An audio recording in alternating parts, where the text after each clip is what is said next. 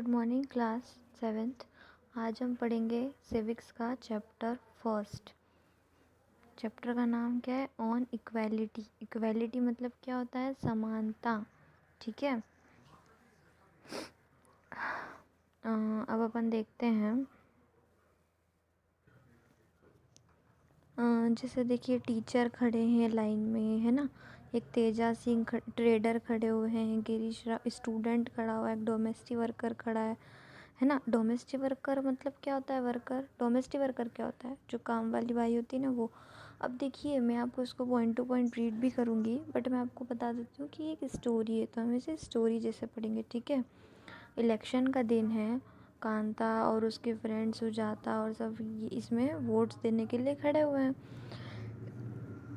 तो कांता जो होती है, मतलब ये जो लेडीज़ है इसका नाम कांता है, तो ये बोलती है सुजाता को कि is not it good Sujata that we can all vote as equal citizens of a country. मतलब वो ये कहती है कि आज मुझे बहुत अच्छा लग रहा है कि अपन सब एक ही लाइन में खड़े हुए, एक ही तरीके से इक्वल है। भले ही कोई डोमेस्टिक वर्कर नौकर हो या कोई बड़ा आदमी हो या कैसा भी कितना भी पैसे वाला हो, मतलब अपन इक्वली खड़े हुए हैं, इक्वली सिटीजन के हिसाब से खड़े हुए हैं। हमारे देश में होता है ना ऐसा कि ये नीच जात का है, ये बहुत नीची जात में है तो हम इसको दूर रहेंगे, कि ये कोई मेतरानी है तो हमसे दूर रहेंगे। तो वो बस बताती है कि इलेक्शन का दिन है और वो सब लोग साथ में खड़े हुए। तो उससे वो सुजाता जो होती है वो बोलती है कि हाँ सही बात है। फिर कांता का टर्न आता है वोट डालने का, तो सुजाता उससे बोलती है go on Kanta, it's your turn. मतलब है ना, उसका टर्न आता है। तो फिर वो वोट काहे के लिए देती है? कैंडिडेट को, कि वो उन्हें उस कैंडिडेट ने उसे प्रॉमिस करा था कि वो पाइप वाटर और एरिया जो है उसका वो सही करवा देगा। ठीक है। तो India as a democracy, in the class 6th book we looked at the key elements of a democratic government. This include people participation, the resolution of conflict and equality and justice. Equality is a key feature of democracy. क्या लिखा है यहाँ पर? Equality जो है वो की feature है लोकतंत्र का, डेमोक्रेसी का। ठीक है ना। In this chapter you will read more about equality. अपन इस चैप्टर में समानता के बारे में पढ़ेंगे कि वो क्यों और हमारे लिए काय के लिए इम्पोर्टेंट है। ठीक है। अब अपन कांता की स्टोरी पढ़ रहे हैं। ठीक है, हम कांता की स्टोरी स्टार्ट करते हैं। अब देखिए यहाँ पर है ना, आर्टिशन खड़ा हुआ है, हाउसवाइफ खड़ी है, कंसल्टेंट खड़ा हुआ है, गवर्नमेंट ऑफिसर खड़ा है, सब एक ही लाइन में खड़े हुए हैं। ठीक है। फिर थोड़ी देर बाद कांता को उसके जो मालिक होते हैं ना वो मिलते हैं, तो उन्हें बोलती है कि ठीक है अब हम काम पर मिलते हैं, नमस्ते साहब। ठीक है। तो उसके बाद में कांता की जो गुड़िया होती है ना वो बहुत बीमार होती है, उसे हॉस्पिटल लेके जाना पड़ता है, पर उसके पास में पैसे नहीं होते हैं।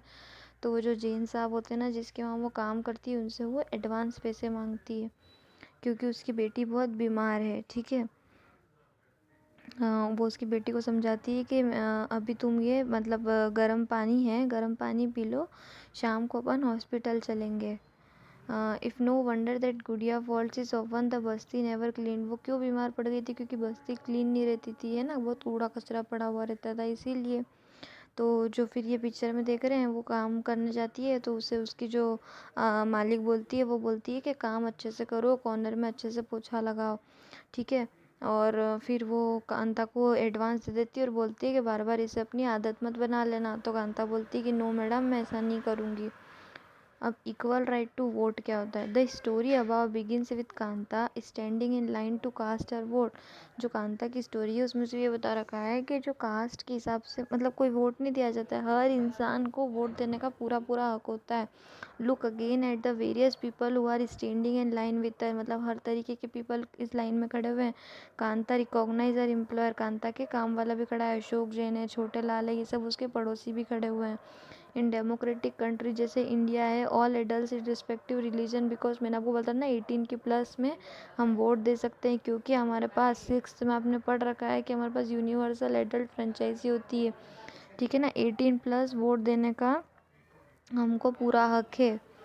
The idea of universal adult franchise is based on the idea of equality because it states that every adult of a country, जो भी हमारे 18 प्लस पूरे देश में जितने भी लोग हैं उन्हें वोट देने का पूरा हक होता है और उनका हर एक वोट से बहुत फ़र्क पड़ता है। है ना, हमारे जो देश में जो भी जो इलेक्शंस होते हैं उसके अंदर कांता बहुत एक्साइटेड थी वोट देने के लिए, है ना, और उसने वोट दिया and she is equal to all of others. उसको बहुत अच्छा लग रहा था कि मैं दूसरों के इक्वली में खड़ी हुई हूँ, मुझे कोई नीचा नहीं समझ रहा है, because each of them is one vote, सबका अपना अपना वोट है, ठीक है। But as her day goes on, Kanta becomes less certain about this what this equality really means। पर पता नहीं क्यों उसे शाम ढलने तक ऐसा लगने लगा था कि सच में इक्वालिटी रियली है, मतलब कि नहीं है, मतलब इक्वली लोग अपने को मानते हैं कि नहीं मानते हैं। What let takes a look day in our life. She lives in a slum area, मतलब वो एक बहुत कूड़े कचरे के एरिया में रहती है जहाँ नाली है उसके घर के पास में, इसीलिए उसकी डॉटर जो होती है, जो लड़की होती है, गुड़िया होती है, वो बीमार पड़ जाती है, उसे उसके एम्प्लॉय से इसलिए पैसे भी लेने पड़ जाते हैं, मैंने आपको बताया ना। और फिर वो अपने चाइल्ड को, मतलब अपनी बच्ची को डॉक्टर के पास लेके जाती है। फिर वो वहाँ पर जब जाती है फाइनली, तो उसे वहाँ पर वो लॉन्ग लाइन में खड़ी रहती है गवर्नमेंट हॉस्पिटल में अपनी बच्ची को लेके इस तरीके से। तो वो वहाँ पर सोचती है कि साफ तो कभी भी ऐसे खड़े नहीं रहते होंगे, वहाँ पर भले हम वोट के लिए सब जने साथ में खड़े हुए थे एक ही लाइन में, वहाँ पर कोई भेदभाव नहीं था, डिस्क्रिमिनेशन नहीं था। पर यहाँ तो अगर सांप के घर में या किसी को कुछ होता होगा तो वो तो, उनके पास तो बहुत पैसा है, बहुत रुतबा है, तो मतलब वो तो फटाफट अपने को दिखा देते होंगे। जैसे गवर्नमेंट हॉस्पिटलों में लाइनों में नहीं खड़े रहते होंगे, है ना, गवर्नमेंट हॉस्पिटलों में अपने को लाइन में खड़ा होना पड़ता है ना, बिल्कुल पैसे नहीं होते अपने पास तो। प्राइवेट नहीं दिखाते अगर अपने पास बहुत पैसे हो तो, ठीक है। अदर काइंड्स ऑफ इक्वलिटी, अब दूसरी तरीके की इक्वलिटी क्या होती है, आप जैसे नोट देख रहे हैं आप, जैसे ये अलायंस वर्किंग है मुंबई का, इसमें एमबीए का लड़का चाहिए, मुंबई में अब्रॉड में जॉब है, बस उसने क्या लिख रखा है नीचे, एसटी और एससी का एक्सक्यूज़ है कि एसटी एससी नहीं चाहिए। मतलब हर जगह ये प्रोफेशनल, ये गुप्ता बॉय का वर्किंग एमएनसी टैक्स का है, और इधर तमिल ब्राह्मण के लिए लड़की चाहिए, तो वहाँ पर भी उन्होंने लिख रखा है कि एससी एसटी नहीं चाहिए। तो हर जगह यार, मतलब इस तरीके से उनके साथ डिस्क्रिमिनेशन किया जाता है, भेदभाव किया जाता है, तो क्यों।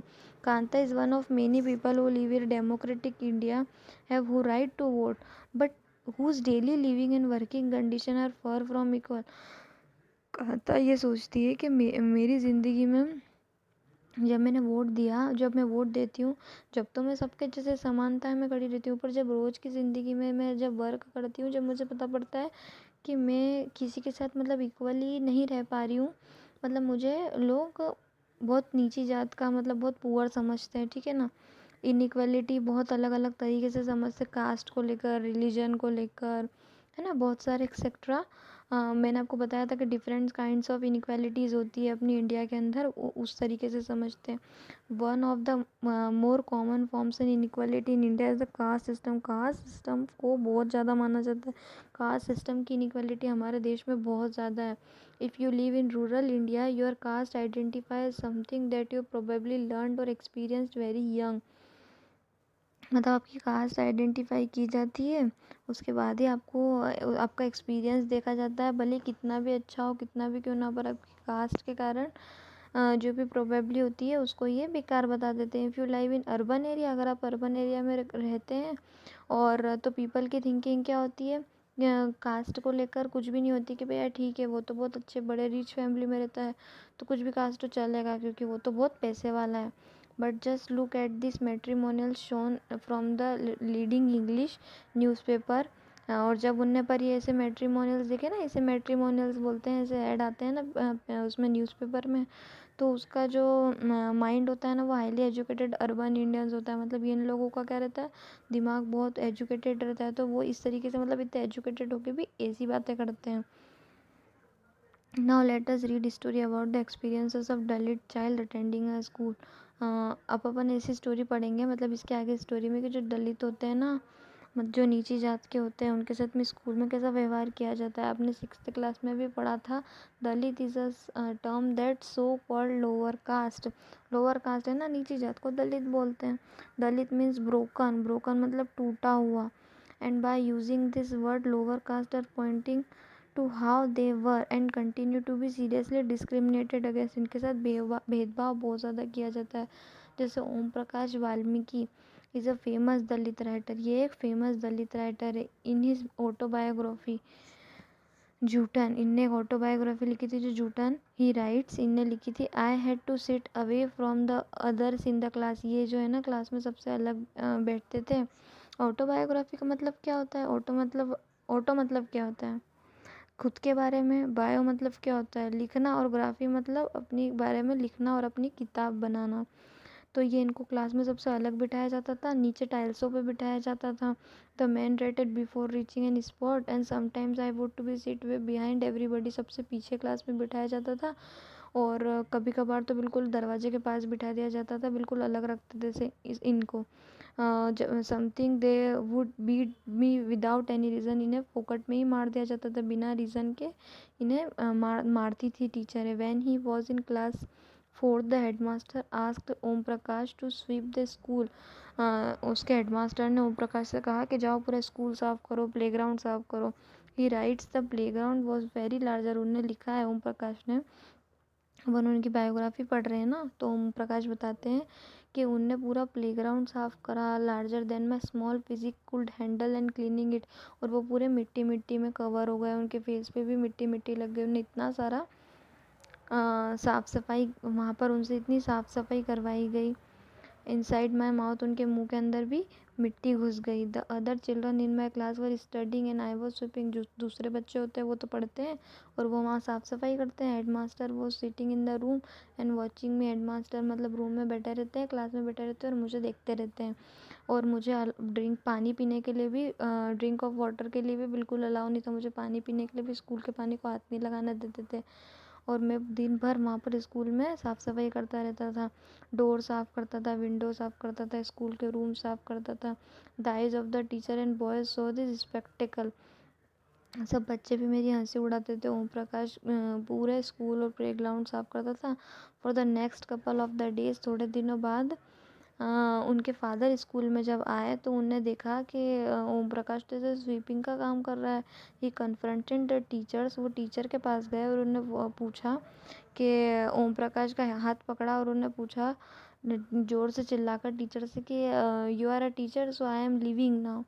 मतलब वो यूँ बोलते हैं उनसे कि आप मेरे बच्चे से ऐसा काम करवा रहे हैं, ठीक है मैं अभी तो मेरे बच्चे को यहाँ से लेकर जा रहा हूँ, पर ध्यान रखना मैं वापस आऊँगा इस स्कूल में और ये बिल्कुल गलत किया है आपने, इस बात का आपको जवाब दे के जाऊँगा।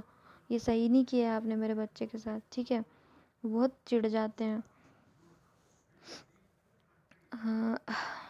The second story is based on the incident that took place in one India's larger cities and the common practice in most part of the country. दूसरा जो इंसिडेंट है लार्जर सिटीज़ के हिसाब से, जो कॉमन प्रैक्टिसेस होती है, मतलब इसमें क्या रहता है कि मिस्टर एंड मिसेस अंसारी होते हैं, वो रेंट पे अपना मकान देखना चाहते हैं। मतलब देखिए आप कितने अलग अलग तरीके से, मैं आपको जो स्टोरी सुना रही हूँ सबके साथ में कितनी ज़्यादा डिस्क्रिमिनेशन हो रहा है, कितना भेदभाव हो रहा है कास्ट को लेकर, है ना। तो ये सब सही नहीं है ना, ये सब स्टोरीज़ हैं। तो मैं आपको बता रही हूँ कि इस तरीके से ये जो सिविक्स होता है ना, इसमें अपन यही पढ़ते हैं कि इक्वालिटी क्या होती है, इनइक्वालिटी क्या होती है, डिस्क्रिमिनेशन क्या होता है, राइट टू वोट क्या होता है। तो देखो दूसरी स्टोरी में क्या बताते हैं कि मिस्टर और मिसेस अंसारी होते हैं, वो रेंट पे अपना मकान ढूंढते रहते हैं, उनके पास मनी होते हैं, that the money and so paying the rent was no problem. उन्हें रेंट देने में कोई प्रॉब्लम नहीं होती है। They went to be property dealer. वो प्रॉपर्टी डीलर को फाइंड करते हैं, ढूंढते हैं। फिर उन्हें प्रॉपर्टी डीलर जब मिलता है तो अपार्टमेंट में अवेलेबल फॉर रेंट, वो रेंट से उनको रूम बताता है। तो जो फर्स्ट अपार्टमेंट में अंसारीज होता है वो उन्हें बहुत पसंद आता है। जो पहला घर उन्हें देखा होता है वो उन्हें बहुत पसंद आता है। वहाँ पर एक लैंड लेडी होती है, वो उनसे मतलब नाम पूछती है उनका कि तुम्हारा नाम क्या है। तो she made an excuse about she could not rent the house to someone. मतलब वो उन्हें घर इसीलिए नहीं देती है क्योंकि वो मीट खाते हैं, मतलब नॉन वेजिटेरियन होते हैं, तो वो उन्हें मकान नहीं देती है उनका। यूँ बोलती है क्योंकि ये बिल्डिंग में सब नॉन वेजिटेरियन रहते हैं, इसलिए हम तुमको मकान नहीं दे सकते। तो both the Ansaris and property dealer were surprise to hear this. मतलब उनने बहुत सरप्राइज़ हुए वो ये सुनकर के, मतलब इस चीज़ के लिए वो हमें मकान नहीं दे रही क्योंकि हम नॉन वेजिटेरियन नहीं हैं।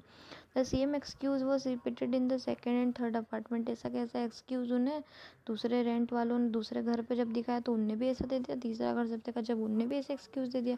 Finally the property dealer told, property dealer उन्हें कहता है कि आप अपना सरनेम चेंज कर लीजिए। है ना। तो आप अपना सरनेम चेंज कर लीजिए, मिस्टर एंड मिसेस कुमार कर लीजिए, तो आपको ये मकान दे देंगे, है ना। कि आप नॉन वेजिटेरियन नहीं हैं, इस वजह से मतलब आप नॉन वेजिटेरियन हैं, है ना। अंसारी जो होते हैं वो नॉन वेजिटेरियंस होते हैं, तो आप उसकी वजह से वो मकान नहीं दे, आप अपना सरनेम चेंज कर लीजिए, तो आपको यहाँ पर मकान दे देंगे। The Ansaris were reluctant to is decided to look some more. वो अंसारी सोचते हैं कि हम कुछ और मकान देखेंगे। इन द एंड में क्या होता है कि in the whole month of looking at apartments before they found in landlady who was willing to give them place on rent. मतलब पूरा महीना हो जाता है पर उन्हें मकान नहीं मिलता। मतलब कितनी गलत बात है। इस तरीके से करना चाहिए क्या? मतलब वो अगर नॉन वेजिटेरियन नहीं है तो उन्हें मतलब वो ऐसे हैं तो मतलब आपने उनको मकान नहीं दिया, ये तो गलत है ना। कोई कुछ भी करे, अपने को मतलब आपसे तो वो रेंट से मकान मांग रहा था ना, पर आपने सिर्फ इस बात के पीछे उन्हें मकान नहीं दिया और उन्हें उनका सरनेम चेंज करने के लिए बोलते हैं। अब रिकॉग्नाइजिंग डिग्निटी पढ़ते हैं, ठीक है। वो आपका कास्ट रिलीजन के हिसाब से। अब डिग्निटी मतलब कहता है इज्जत होता है, सेल्फ रिस्पेक्ट होता है, जो अपने लिए बहुत ज़रूरी होती है। इज्जत हमको हमारी बहुत प्यारी होनी चाहिए हमेशा। You have understood by now and caste के बारे में तो पढ़ना पड़ा कि किस तरीके से करते हैं ना। The religion and the class background from whether we are male or female, these are often things to determine and treated unequally. Unequally के बारे में पढ़ा हमने कि अनइक्वालिटी कैसे करते हैं। Om Prakash Valmiki and Ansaris are being treated unequally on the basis of differences. मतलब अच्छा ठीक है, हमने ओम प्रकाश वाल्मीकि के लिए क्या पढ़ा कि वो कास्ट के पीछे उनको कैसा रखा गया, और अंसारीज के बारे में क्या पढ़ा कि उनका रिलीजन ऐसा था तो उन्हें ऐसा रखा गया। मतलब कितनी अनइक्वालिटी है कास्ट और रिलीजन को लेकर हमारे इंडिया में। When persons are treated unequally their dignity is violated। मतलब इसका मतलब क्या होता है कि जब ऐसे हमारे साथ व्यवहार होता है ना तो हमारी जो इज्जत होती है ना उसे बहुत ठेस पहुँचती है। The dignity of both Om Prakash Valmiki and Ansaris was violated. जो अंसारीज की थी और ओम प्रकाश वाल्मीकि की जो इज्जत थी उन्हें बहुत बुरा लग रहा था। मतलब उनकी इज्जत पे बात आ रही थी ना, गलत है ना ये, इस तरीके से हमें उनको ट्रीट नहीं करना चाहिए। देखिए मैं आपको एक बात बताती हूँ कि जो ओम प्रकाश वाल्मीकि थे ये मतलब इतनी नीची जात के थे तो हम लोग इनसे ऐसा कर रहे थे, है ना। और देखिए मैं आपको एक बात बताती हूँ कि आपने वाल्मीकि जो वर्ड है आपने कहीं और सुना है? जो हमारी रामायण लिखी थी वो किसने लिखी थी? वाल्मीकि ने ही लिखी थी ना। तो वो तो हम पढ़ लेते हैं, मतलब उसमें हमको कोई दिक्कत नहीं है। और मतलब हमको उनकी कास्ट को लेकर यहाँ पर इतनी प्रॉब्लम्स हो रही है। मतलब देखिए मतलब अपन किस तरीके से लोग हैं, मतलब कितना कैसा गंदा व्यवहार करते हैं, ठीक है।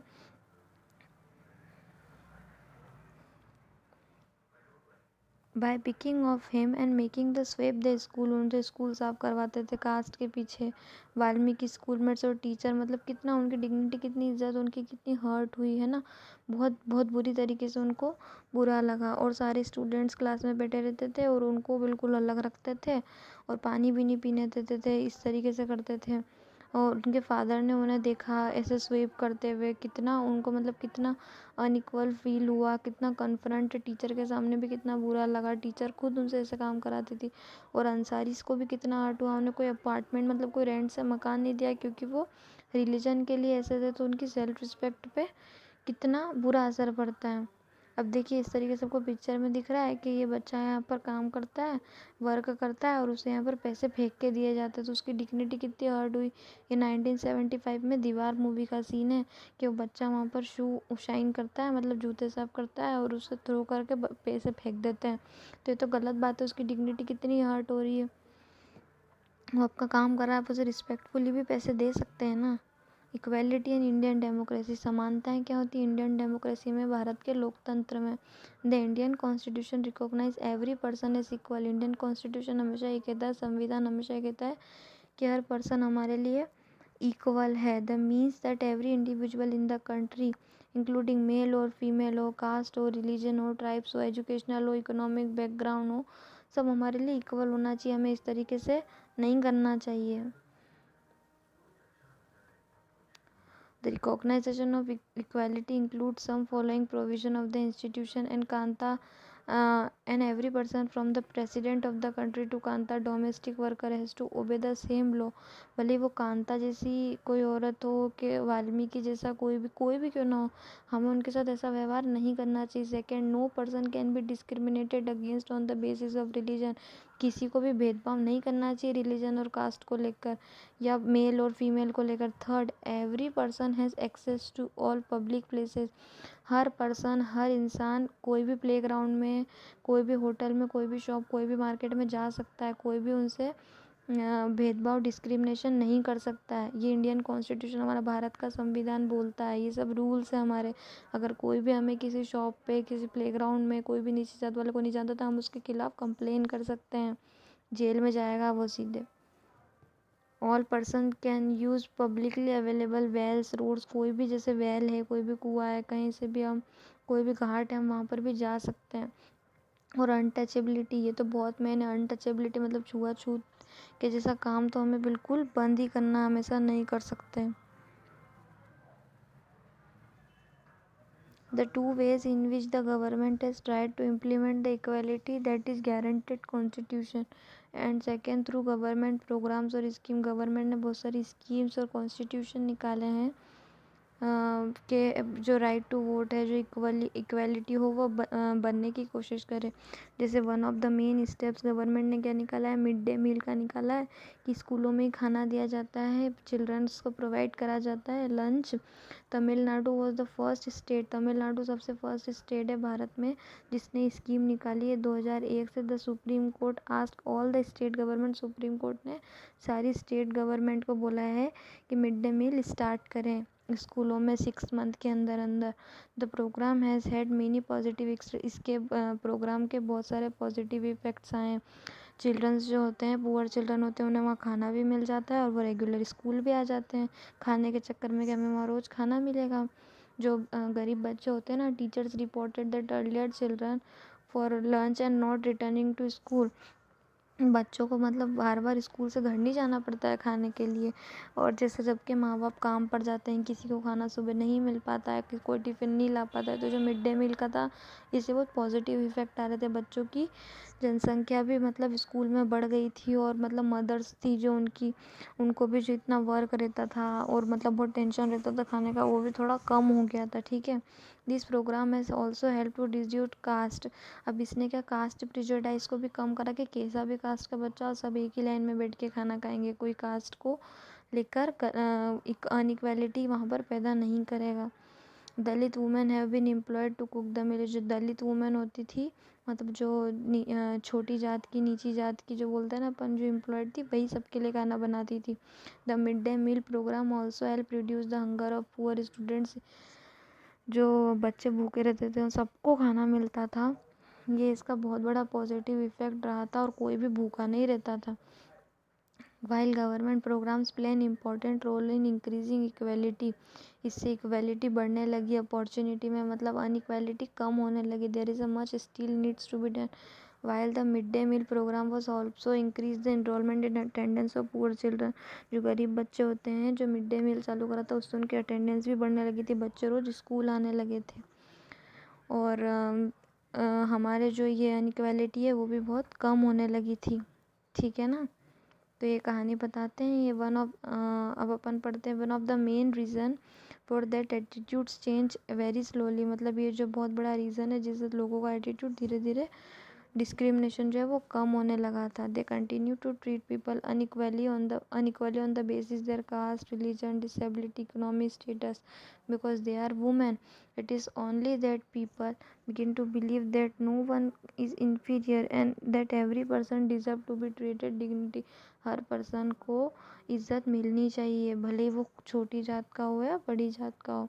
Issue of equality in other democracy. You are probably wondering, in India only democratic countries inequality. India ने बहुत स्ट्रगल करा है ये सब अनइक्वालिटी को हटाने के लिए.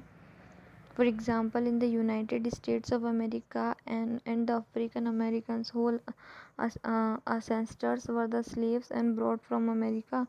मतलब ये क्या होता है कि जो अमेरिका वाले होते हैं ना, वो बहुत वाइट लोग होते हैं, और अफ्रीकन वाले जो काले लोग होते थे, इनमें भी ये लोग क्या करते थे कि ना बहुत अनइक्वालिटी पैदा करते थे कि सफ़ेद कलर के जो बच्चे हैं, अमेरिका के बच्चे, वो बहुत अच्छे हाई एजुकेटेड स्कूल में पढ़ेंगे और अच्छी बसों में जाएंगे, और जो अफ्रीकन के बच्चे हैं वो मतलब कहीं पर भी बैठ जाएंगे, कहीं पर भी कैसे भी रह लेंगे। बहुत अनइक्वालिटी पैदा करते थे और अलग अलग स्कूल करते थे इनके, ठीक है। मतलब बहुत डिग्निटी को उनकी हर्ट करते थे। ये देखो इस तरीके से। The Civil Rights Act 1964 prohibited discrimination on the basis of race, religion, or national origin. It is also stated all the schools would be open to African and American children. They would no longer to attend separate schools equally set up for them. इसके लिए भी government ने बहुत जल्दी civil right movement को उठाया, और उसके बाद में जो अफ्रीकन अमेरिकन चिल्ड्रंस थे उन्हें एक ही स्कूल में पढ़ाने की कोशिश करी, उन्हें सेपरेट नहीं करा। Despite this, a majority of African and Americans continue to be among the poorest of the country। इस तरीके से देश में गरीबी आती है, सब चीज़ अलग अलग करते हैं कि ये काले लोग हैं तो उनको अलग बैठना पड़ेगा, और हम गोरे लोग हैं तो हमको दूसरे स्कूलों में बैठना पड़ेगा। जो काले लोग हैं वो गवर्नमेंट स्कूल में पढ़ेंगे, और जो गोरे लोग होंगे वो अच्छी फ्यूअर फैसिलिटीज़ में पढ़ेंगे, और उन्हें बहुत क्वालिफाइड टीचर्स भी पढ़ाती थी। वाइट स्टूडेंट्स को प्राइवेट स्कूलों में पढ़ते थे वो, और हाईली रेटेड प्राइवेटेड स्कूल में रहते थे। तो ठीक है ना, इस तरीके से मतलब अपन ने पूरा चैप्टर जो होता है अपना ख़त्म होता है। तो ये बहुत गलत बात है। आपने इसमें देखो पूरे चैप्टर में कास्ट के बारे में, रिलीजन के बारे में, सब चीज़ों के बारे में मतलब पढ़ा है। सॉरी, थोड़ा सा चैप्टर बचा है आपका 2 मिनट का, अपन ये भी पढ़ लेते हैं। Challenge of democracy. No country can be described to completely democratic. There are also communities and individuals trying to expand the idea of democracy. धीरे धीरे हमारा देश अपन यही चाहते हैं, अपन यही चैलेंज करते हैं लोकतंत्र को, क्या धीरे धीरे हमारा देश है वो उसकी डिग्निटी मेंटेन्ड हो। In this book you have read to how this issue of equally affects. अपन ने इस बुक में पढ़ा है कि मतलब अपने कुछ जो इफ़ेक्ट्स हैं, पॉजिटिव इफ़ेक्ट्स लाने हैं डेली लाइफ्स में, दिनमर्रा में, और हमें इस तरीके से जहाँ पर भी अनइक्वालिटी होती है हमें सबको ख़त्म करना है, इक्वली रहना है, ठीक है। As you read this chapter, आपने इस चैप्टर में कास्ट, रिलीजन, सब के बारे में पढ़ा है, और आई होप कि आप सबको समझ में आया होगा। आपको अपनी डिग्निटी को मेंटेन रखना है और दूसरों के साथ कभी गलत नहीं होने देना, ठीक है। Thank you class.